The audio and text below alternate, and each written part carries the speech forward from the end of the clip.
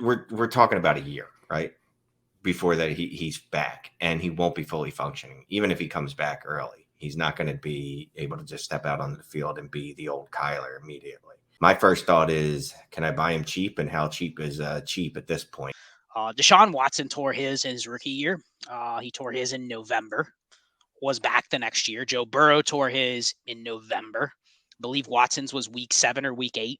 Burrow's was week 10. Those guys were back playing the next year, but what was their functionality the next year? Then you have other ones like Carson Wentz tore his, and he wasn't back for more than a month into the season. So it's possible that it does linger 10, 11, 12 months too. It's not like it's guaranteed that he's going to be back on opening day. So I think it's possible. Jameis Winston tore his last year, was back well before training camp. So I think quarterbacks can get back probably faster than running backs and, players at other positions. But how effective are you? So I went and looked at Watson specifically because I think he's probably the closest quarterback we can remember that was mobile and tore an ACL and was able to come back. So Watson's rushing as a rookie, basically as a rookie, he had almost 300 yards rushing in 7 games. In his next year, he played a full 16 games and still rushed for 550 yards. Now, again, we're comparing 2 different players. But you look at Watson's career rushing numbers, that was his best rushing season, actually, was his year coming off the ACL. Not the same player, not the same injury, not fair to compare one versus the other. But then you look at Joe Burrow, not a mobile quarterback necessarily, but was not mobile at all last year. More mobile this year. He'll probably run for 300, 400 yards this year. Last year, sub 200. So clearly for some guys it limits them. Other guys it doesn't as much.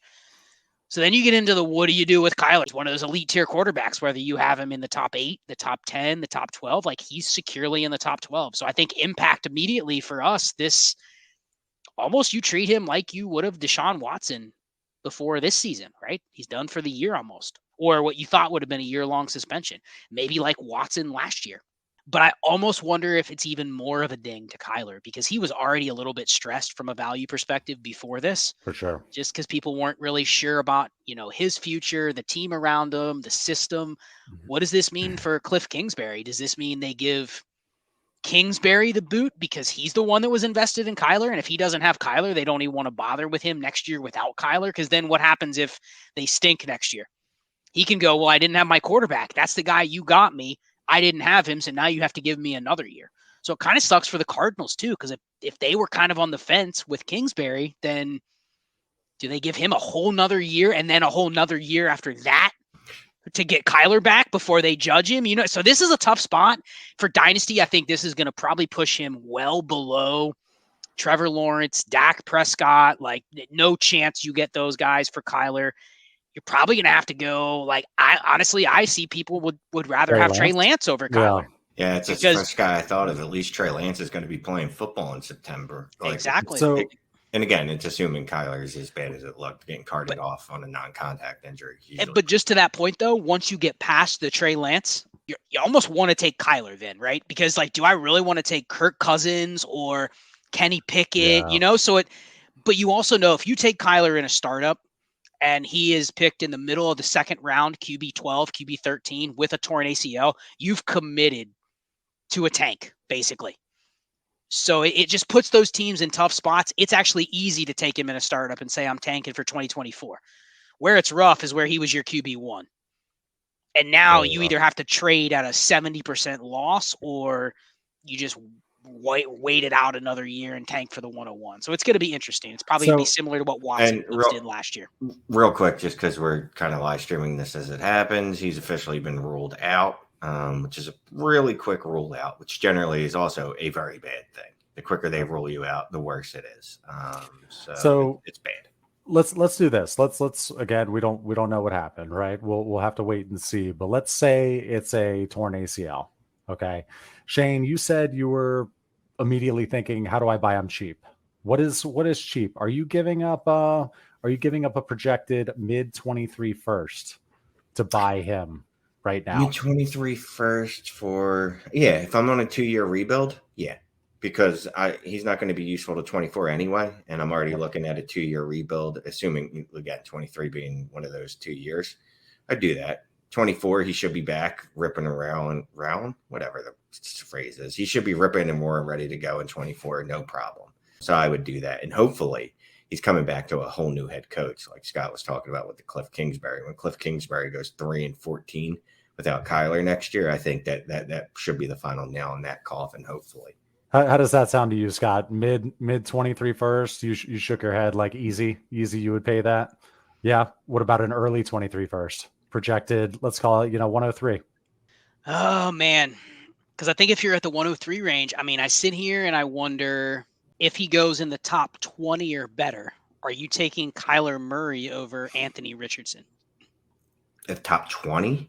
If Anthony Richardson goes in the mid first round or higher, now you're sitting there going, if I have to wait a year, do I want Kyler, who's good? But I think he's also, again, a big factor here is this is not Jalen Hurts tearing his ACL.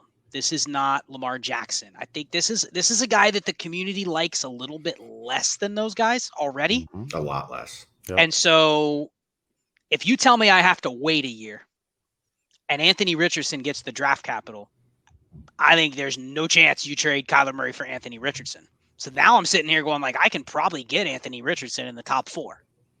That's what it's going to cost. But do I want to give up the person that has that? Do I want to give up that pick when the person that has it isn't giving it up for Kyler Murray if that happens? If it doesn't happen, fine. But I wouldn't turn around and trade a top 4, top 5 pick right now until I see kind of where the draft tiers shake out. And then if I can't do the deal, I can't do the deal. But yeah, I'm not doing that right now, which is crazy. You're telling me I can get a top 10 quarterback for one single first, and I'm hesitant to do it just because of 1 year. And that just shows how fickle the dynasty community is.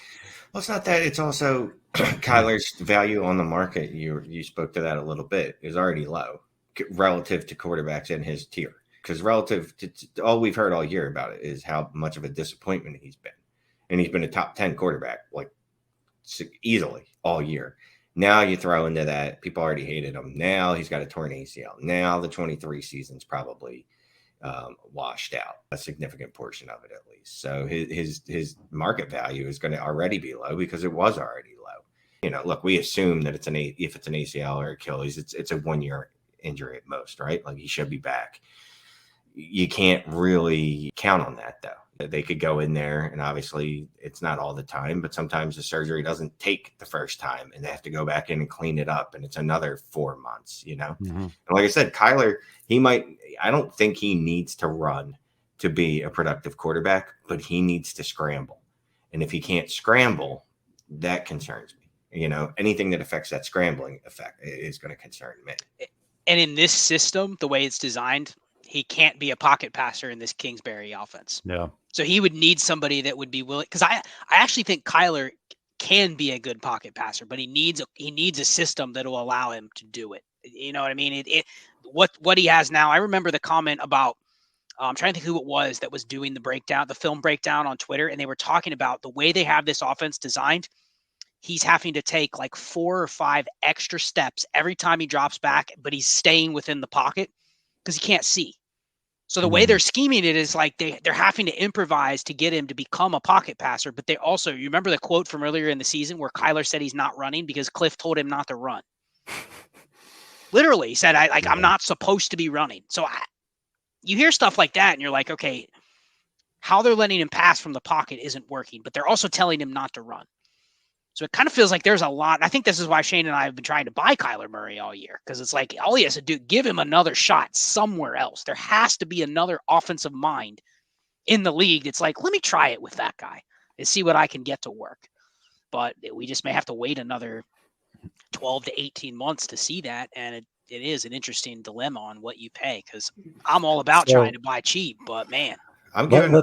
I'll give up any, and whatever. Clay wants to talk, but I'm not going to let him. I'll give up any 23 first, 104 or beyond. Okay. Because that gives me Bijan and then any of the 3 quarterbacks, Bryce Young, CJ Stroud, or Anthony Richardson, assuming he has top 15 draft capital. So you're giving yourself a little bit of leeway to choose once you see how it plays out, right? You're giving yourself a couple pick buffer. Right. So honestly, right now, and whatever, it could be a hot take. I'll take CJ Stroud and Bryce Young over him because I'm assuming both those guys are going to have top 10, top 6 draft capital, and Anthony Richardson's going to have top 15. Well, then we're cooking with grease. So let's help people out because they're going to be people who watch this that are contending. They just lost Kyler. They need to make a move. They don't have a trade deadline. What should they be doing? Would you try to trade Kyler for Jared Goff and would you trade Kyler for Jared Goff and Drake London right now? No, I have a lot of Kyler. I was telling Shane I have 20% Kyler. That's a lot. So how am I going to fill that? I think you kind of do it the same way if you lost Lamar Jackson or you lost Deshaun Watson before, if you lost Trey Lance. The way to do it isn't by trading him away for a massive loss, especially if you're guessing on a guy like Jared Goff. You kind of know what he is. He's good this year, but are you willing to put all your chips in that Jared Goff, Geno Smith, and Daniel Jones are all top 15 quarterbacks next year? No. Like if that's your trio going into next year, you don't feel like you have the league by the balls. You know what I mean? So I think you just try to fill cheaper. I mean, I said it on our Patreon show. Mike White or Purdy. I said it on our Patreon show. There's going to be teams that are literally rolling out Mike White and Brock Purdy. Yep. And if you get a team and those two take you to the championship, if you had a Kyler and a Lamar team, those can be your quarterbacks, and you win. And you just have to go for the cheapest guys and just pray. I don't think there's let me sell Kyler for. Someone in another chat right now just said, would you sell Kyler for Russell Wilson for the home stretch? Gross. I mean, and Russell Wilson's probably going to miss a game too, but like they even said Russ above Kyler now in Dynasty. And I'm like, I don't know about that. That's getting ridiculous. Look, I've made mistakes where I've traded injured guys too low, but that's just stupidity. If you're trading him for Russ Wilson, like you're trading him for a QB2, you deserve to lose, and your roster deserves to be awful for it forever. And I hope everyone beats your brains in every year. You should be trying to buy Kyler Murray with the Jared Goffs, Tom Brady's, Geno Smith's plus. And no one's going to be, hopefully no one. Well, maybe you play with stupid people. If someone's stupid enough to accept that, well, again, their teams are going to suck forever. But you should be offering something with that to kind of like, all right, this medicine sucks. Like cough medicine. I know it's awful, but we flavored it with a little bit of cherry so it doesn't make you want to vomit so much. So it's like, well, here's Tom Brady and Miles Sanders. How about Kyler? At least get the if you just try to offer someone Geno Smith for Kyler Murray, they're going to shut down and their body's just going to just completely collapse. And there's no way you're going to be able to make a deal.